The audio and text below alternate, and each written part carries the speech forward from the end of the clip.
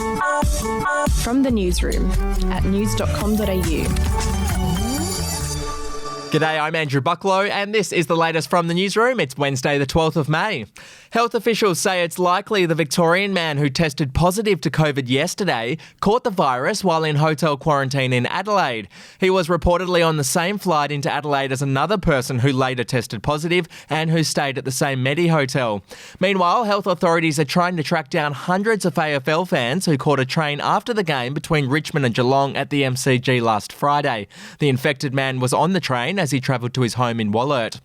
In other news, Qantas staff in Brisbane claim they were put at risk when a COVID-infected passenger was allowed on a flight from Papua New Guinea to Australia on May 7. Ground staff told the Courier Mail they were shocked when bosses told them to open the door and run because there was a COVID case on board.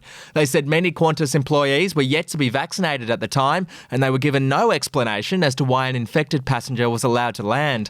The infected passenger is currently in hotel quarantine, as are all other passengers from the flight. Still on Qantas, and the airline has been forced to push back its date to resume international flights. The airline previously said it would start flying overseas to London, Singapore and LA from October 31, but that's now been moved to late December. They made the decision after the federal government suggested in last night's budget that international borders wouldn't reopen until mid-next year. Qantas said it remains optimistic that additional travel bubbles will open once Australia's vaccine rollout is complete. Overseas now, in the Middle East is bracing for a potential full-scale war between Israel and Palestine after a disturbing rise in violence in recent days. Overnight, Palestinian militants Hamas fired hundreds of rockets at Israel's economic hub, Tel Aviv. It was in retaliation for an Israeli strike that destroyed a tower block in Gaza. To entertainment now, and Tom Cruise has opened up about that fiery rant of his on the set of Mission Impossible last year. In leaked audio, Cruise could be heard yelling at crew members for not adhering to COVID protocols. I don't ever want to see it again.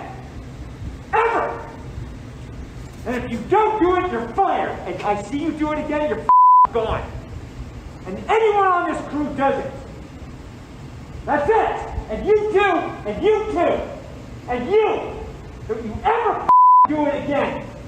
Speaking to Empire magazine about the incident, Cruise said there was a lot at stake at that point. He added that he didn't scold the entire crew. He asked the majority to leave before delivering the rant at a few select people. And it appears Natalie Portman could be considering a permanent move to Australia. The actress, who was in Oz filming the new Thor movie, was recently photographed checking out a property in New South Wales Hunter Valley with her husband. That's it from the newsroom. We'll be back tomorrow morning with another update. Your headlines from news.com.au.